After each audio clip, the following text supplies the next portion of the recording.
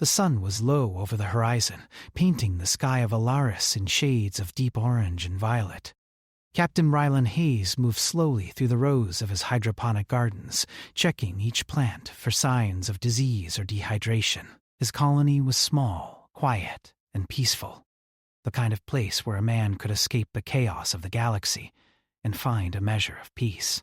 Rylan had once been a pilot, navigating starships through dangerous sectors, but now he preferred the calm hum of machinery and the gentle scent of growing plants. He liked the way life thrived here, fragile yet stubborn, fighting against the harshness of an alien world. He had just finished inspecting a row of tall, glowing stalks when he noticed something out of place near the edge of the garden. At first, he thought it was an animal, perhaps one of the smaller native creatures of Alaris that sometimes wandered near the colony. But as he approached, he saw a woman lying on the ground, her body curled over a small child. The child's arms were wrapped tightly around her, and the mother's face was pale, soaked in sweat. She was breathing unevenly, her chest rising and falling in short, frantic bursts. Rylan's instincts took over. He sprinted toward them, kneeling beside the woman and gently lifting the child from her arms. The little girl was quiet but alert, her wide eyes staring up at him. Her skin was pale, almost translucent under the last rays of sunlight, and her small hands clutched at him instinctively. He laid the child gently on a blanket he carried in his pack for emergencies. Then he turned to the woman, trying to rouse her. "Hey! Can you hear me?" he said, shaking her lightly. Her eyes fluttered open, and she gasped. "Please, don't let them take her," she whispered. Her voice was hoarse, strained from exhaustion or fear. She collapsed back against the soft soil of the garden, trembling violently. Rylan looked around. The garden was enclosed by tall walls, and the nearest colony buildings were a short walk away. No one else was nearby. He realized immediately that whoever was chasing her had to be following stealthy methods. Perhaps drones, perhaps trackers that could follow the faintest heat signature. Whoever they were, they would not hesitate to take the child. Who's after you?" he asked, keeping his voice low. The woman shook her head weakly. "No time, too dangerous, please." She couldn't speak further. Her breathing hitched, and tears ran down her cheeks. Rylan made a quick decision. He would bring them inside his house. It was small and modest, but it was safe and defensible. He lifted the woman carefully, holding her against his chest, mindful of her weight and fragility. The child, Leah, reached out to him and clutched his arm, seeming to sense that he was someone who could protect her. Rylan's heart ached with a sudden, sharp protectiveness. Inside the house, he laid the woman on a cot and helped the child to sit beside her. He grabbed a jug of water and a clean cloth. Slowly, carefully, he wiped the sweat and grime from the woman's face. "My name's Rylan," he said gently. "You're safe here. Just relax." She looked up at him, eyes wide and filled with fear. I'm Mira," she said faintly. My daughter, they can't." Rylan nodded, though he didn't fully understand. "Okay, Mira, you're safe now."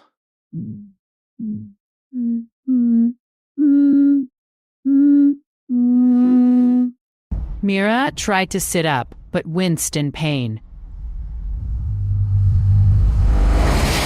Rylan quickly supported her.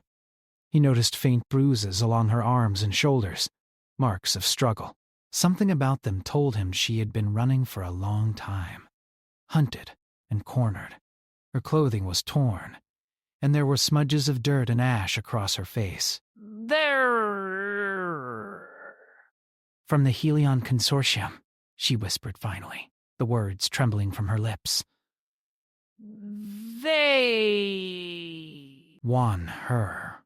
They want Leah." They think she's special. They'll do anything."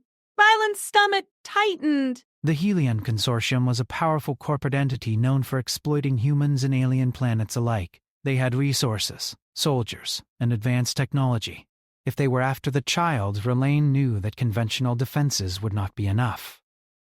Why would they want her? He asked. Mira swallowed hard. She's different? Leah... She has a gift, a genetic trait.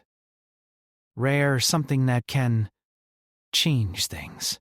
For them, for humanity. They want her to experiment, to control her. Her voice broke. She pressed her forehead against the blanket, exhausted and terrified. Rylan ran a hand through his hair. He had faced dangerous situations before, but this was different. This was personal. He looked at Leah, a small, fragile human child who seemed unaware of the dangers surrounding her, but radiated an almost unexplainable energy. Her bright eyes reflected the last light of day, shining with innocence and trust. "Don't worry," he said firmly. "I won't let them take her." Mira's lips quivered. She nodded weakly, tears streaming down her cheeks. I can't fight them." Alone, Rylan felt a surge of determination.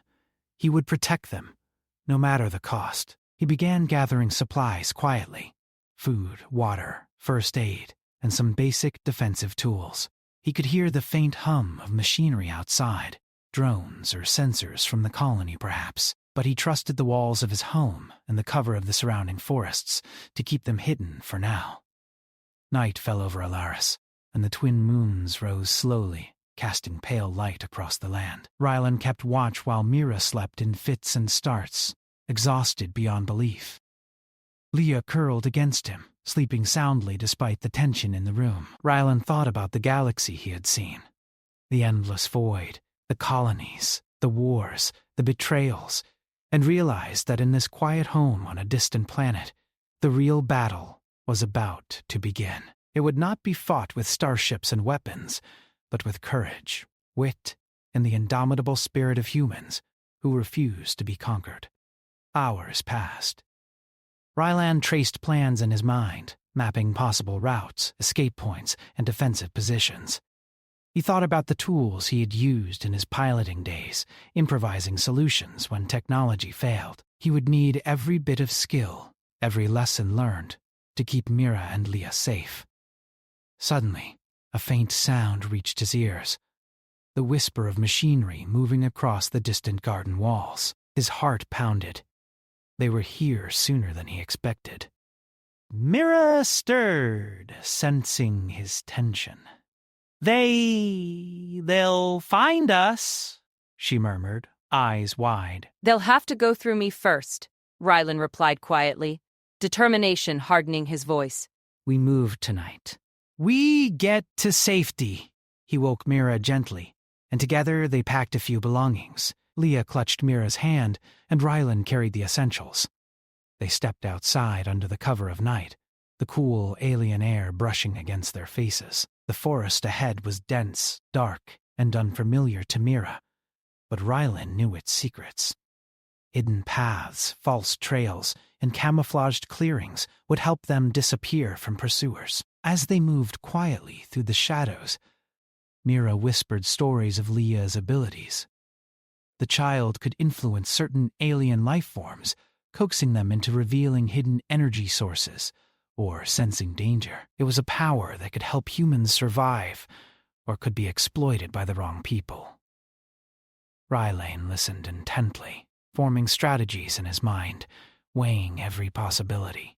Hours of cautious movement brought them to a secluded valley, far from the colony. Rylan built a small defensive perimeter using rocks, portable shields, and basic alarm sensors, scavenged from the abandoned sections of the colony. Mira stayed close to Leah, whispering soothing words, while Rylan kept a watchful eye on the perimeter.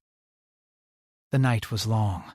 Strange sounds echoed through the forest, alien creatures calling, the rustle of leaves, and distant mechanical whirs that reminded Rylan of the relentless threat outside. He could not sleep, not fully.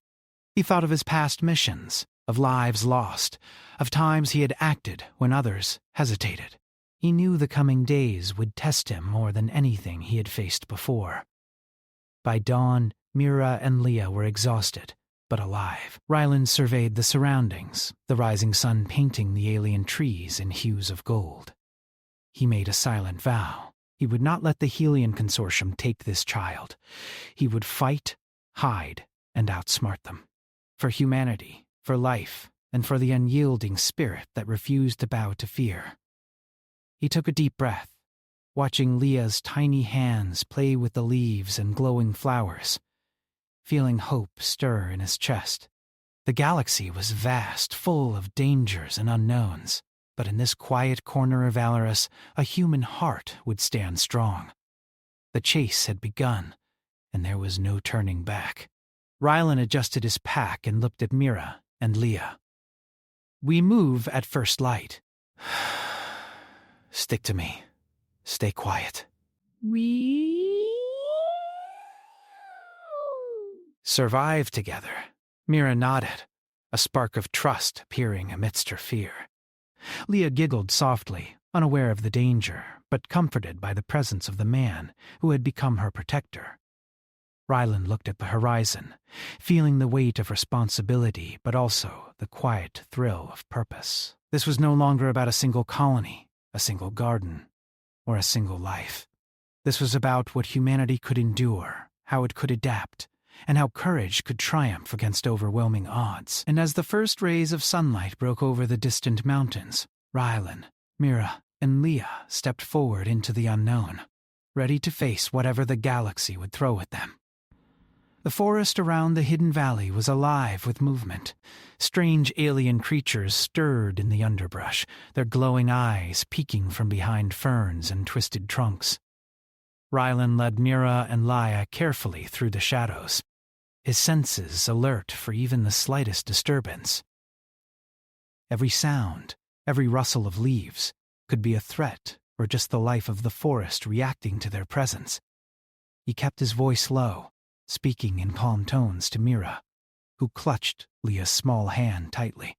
"We need to stay quiet," he said, scanning the dark shapes of the trees. "The Helion agents are fast and smart. They won't give up easily." Mira nodded, her eyes wide but determined. "I can hide her if they get close," she whispered. I've practiced." Rylan glanced at her, noticing the faint tremor in her voice. "We're not counting on chance. We move fast, we stay smart, and we use the land. That's our advantage." The trio moved cautiously, stepping over roots and rocks, sometimes crouching low to avoid detection. Leah occasionally looked up at Rylan, her small face bright with trust. Even in the shadow of danger, her innocence reminded him of what was at stake. He knew that protecting her wasn't just about survival. It was about preserving hope, about ensuring humanity could continue to grow and adapt, even in the face of threats from those who would exploit it. After a long trek, Rylan led them to an abandoned observatory perched on a cliff. The building had been deserted for decades, its windows cracked and machinery rusting. But it offered shelter and a high vantage point. Rylan entered first, moving with careful precision, checking for any signs of pursuit. The place was empty. Dust covered the floors, and the air smelled faintly of metal and oil. But it was safe enough for now. Mira lowered Leah gently to the ground. "We can rest here," she said softly, relief evident in her tone. Leah hugged her knees, her tiny shoulders shaking with the lingering fear of being hunted. Rylan set his pack down and began exploring the observatory for supplies that might help them. Old tools, communication devices, and anything that could be repurposed to give them an advantage. He found a small generator and some battery packs. With careful effort, he managed to get a weak signal to the colony's outskirts, enough to send a limited distress message to any sympathetic colonists nearby. He knew it might not be heard by many, but it was worth the effort. In times like this, even a small network of allies could make the difference between survival and capture. Mira sat on the edge of a rusted console, brushing Leah's hair back from her face. She has powers, Mira whispered. I've been trying to teach her, slowly. Not for control, but for protection. She can influence certain plants, certain creatures. It's subtle now, but it will grow. Rylan listened, fascinated and cautious. That makes her dangerous to them, He said. and dangerous to anyone who doesn't understand. We'll have to train her carefully. She needs to survive first, then learn how to use it. Mira nodded. I can't do it alone. You're helping us more than I can explain. Her eyes met his, gratitude and fear mingling in a way that tugged at Ryland's heart. He gave a curt nod, focusing on the practical. Words would not protect them. Action would. Night fell again over the observatory. Outside, the forest seemed to close in, shadows thickening with the darkness. Ryland took the first watch, moving quietly to the edge of the cliff, where he could see the terrain below. The faint hum of a distant machine reached his ears. The agents were nearby. They had trackers, machines that could scan heat signatures and movement. He knew it was only a matter of time before they tried to find the observatory. Suddenly, a shadow flickered across the treetops. Ryland's pulse quickened. He ducked behind a railing, scanning. It was a small drone, hovering low. Sensors, scanning for signs of life. He could see the light blinking as it scanned the perimeter. Moving slowly, he grabbed a few loose wires and an old battery pack from the console. Improvising, he rigged a small electromagnetic pulse device. If he could time it right, it might disable the drone long enough for them to escape. The drone hovered closer. Ryland waited, counting silently, muscles tense. He triggered the device. A sharp pulse rippled through the air. The drone's lights flickered and died for a few seconds before it powered up again. Confused and delayed, that was all they needed. Ryland motioned to Mira, and they slipped out through a hidden exit at the back of the observatory, taking the long path down the cliff. The descent was treacherous, but Ryland knew the terrain. Using the alien flora for cover, he led them through winding paths that would be invisible to scanners from above. Mira held Leah tightly, whispering comfort to her, while Ryland kept a steady pace, every sense alert for movement or sound. Hours passed. The forest changed as they moved deeper, the trees growing taller and the underbrush thicker. Ryland noticed glowing plants that responded to Leah's touch. She reached out, and the flora seemed to bend and twist around her fingers, illuminating their path with soft light. Mira looked on, amazed and frightened. It's okay, Ryland said quietly. We'll use it carefully. It will help us. As they moved, Ryland's mind raced with strategy. The Helion Consortium would not give up. They had resources, soldiers, and technology far beyond what a small human colony could defend against. But humans had something the machines could not predict: ingenuity, adaptability, and the willingness to risk everything to protect what mattered. He vowed that they would not take Leah, not while he could still stand, think, or fight. By dawn, they reached a shallow river that cut through the dense forest. The water was fast and cold, and the banks were slippery with moss. Ryland guided Mira and Leah carefully across, holding them close to keep them from slipping. Each step was cautious, deliberate, but the sound of rushing water masked their movements. For a brief moment, they were safe. They paused on the other side, catching their breath. Leah laughed softly, splashing her hands in the water, a sound so pure and human that it strengthened Ryland's resolve. Mira smiled faintly, her fear momentarily lifted. "Thank you," she whispered, "for everything." Ryland shook his head. "We're not done yet," he said. "They'll be here." They're never far behind. And he was right. High above the forest canopy, a group of Helion agents observed through advanced optics. They communicated silently, coordinating their approach. Ryland had underestimated their persistence. These were not ordinary soldiers. They were highly trained, ruthless, and relentless. Every human instinct he relied upon would be tested, That afternoon, the group stumbled upon an abandoned mining settlement. Rylan led Mira and Leah inside, quickly checking for any usable tools or shelter.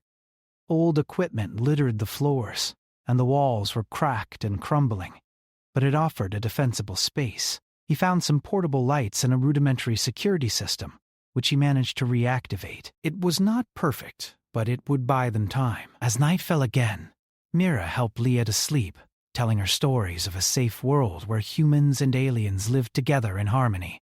Rylan watched, scanning the perimeter. The wind carried strange scents of the forest, damp earth, blooming flowers, and faint traces of alien animals.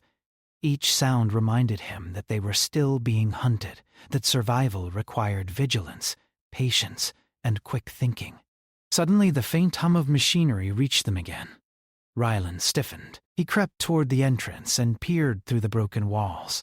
A small, hovering tracker bot moved silently across the terrain, its sensors scanning for heat signatures. Rylan knew they had been detected. He signaled Mira to stay low and whispered, "Get ready." "We're going to move again. Follow my lead." The tracker bot came closer, its lights scanning the interior of the settlement. Rylan grabbed a handful of loose wires and a small battery pack from the equipment scattered around. He rigged another electromagnetic pulse device, aiming carefully. At the right moment, he activated it. A pulse rippled through the air. The tracker bot faltered, its lights flickering and sensors misfiring. For a few precious seconds, it was blind. Rylan moved quickly, guiding Mira and Leah through a hidden exit in the back. They slipped into the forest, moving quietly as the tracker bot attempted to regain function. The pulse had given them just enough time to disappear from its scanners. Hours later, as dawn broke, they found a secluded clearing surrounded by thick alien trees. Rylan set up a small perimeter, using rocks, fallen logs, and alien plants to create natural barriers. Mira attended to Leah, who played with the glowing flora, laughing softly. For a moment, there was calm, a fragile, fleeting peace in a galaxy full of danger. Rylan looked at them, a mix of determination and hope filling his chest. They had survived another night, outsmarted the Helian agents, and stayed one step ahead. But he knew the chase was far from over. The consortium would adapt, learn, and pursue them again. Their journey would demand every ounce of courage, skill, and human ingenuity they possessed. He took a deep breath, feeling the weight of responsibility, but also the quiet thrill of purpose. In this small corner of Alaris, among the glowing forests and alien creatures, humanity's spirit would shine, and Rylan, Mira, and Leah would fight to protect it, no matter the cost. As the first light of the new day touched the clearing, Rylan adjusted his pack and prepared to move once more. Every step, every decision would matter. Every choice could mean survival or capture, but he would not fail. Not while he still had strength in his arms, fire in his heart, and hope in his mind. The chase continued, and the galaxy waited. Rylan led Mira and Leah through the dense forest, moving carefully with each step. The alien trees twisted high above, their leaves glowing faintly in the early morning light. Every shadow seemed alive, every sound sharp and unpredictable. The forest was beautiful, but it was also dangerous, and Rylan knew that the Helian consortium would not stop until they had captured the child. "Where are we going?" Mira whispered, clutching Leah close to her chest. "To a safe place," Rylan replied firmly. "Somewhere they won't find us easily." "We'll hide and prepare. Then, we make our stand if we have to." Mira nodded, though worry shadowed her eyes. She had never seen a man so determined, so calm under pressure. She had hoped for help, but what she had found in Rylan was more than that. Someone willing to put his life on the line for hers and her daughters. Leah giggled quietly, touching a small glowing plant as they walked. The flora responded to her, curling its leaves around her tiny fingers. Rylan watched her carefully, realizing how special the child truly was. Her abilities were subtle now, but even small gestures could change the environment around her. Hours passed, and the forest thickened. Rylan guided them along paths only he could see. Natural clearings hidden among twisted roots and rock formations. He kept them quiet, moving with careful precision. He thought of past missions as a pilot, of times when he had saved entire colonies from invasion. Now he was using those same skills to protect one child, and he understood in his heart that humanity's strength did not come from machines or weapons, but from courage, determination, and ingenuity. Eventually they reached a hidden valley. Shielded by cliffs and dense alien trees, the valley was alive with strange bioluminescent plants that cast a soft, protective glow. It was the perfect place to set up a base, at least temporarily. Rylan guided Mira and Leah through the underbrush and set up a small perimeter with natural barriers. Fallen logs, rocks, and plants that could obscure them from drones or agents. Mira looked around in awe. "It's beautiful," she whispered. "Almost like it's alive." And it will help us if we respect it. That's why I chose this place. They won't see us here easily. Leah ran ahead a little, her small hands brushing the glowing plants. The flora bent and twisted in response, illuminating the path just enough for them to move safely. Rylan smiled faintly. Even in danger, there was hope and wonder. This was the human spirit, curiosity, courage, and the ability to find beauty in even the darkest moments. As night fell, Rylan helped Mira and Leah settle inside a shallow cave at the edge of the valley. He built small alarm systems from rocks and makeshift tools to warn them of approaching threats. Mira held Leah close, telling her stories to keep her calm. Rylan stayed alert, his eyes scanning the darkness beyond the cave entrance. The forest was quiet now, but he knew that the Helian agents were adapting, learning from their failures, and would return with more force. Hours later, the sound of distant engines broke the silence. Rylan stiffened, Mira's eyes widened, and Leah clung to her mother. The agents had found them. He motioned for silence and whispered instructions to Mira. "Stay calm. Stay inside. Don't make a sound." Let me handle this.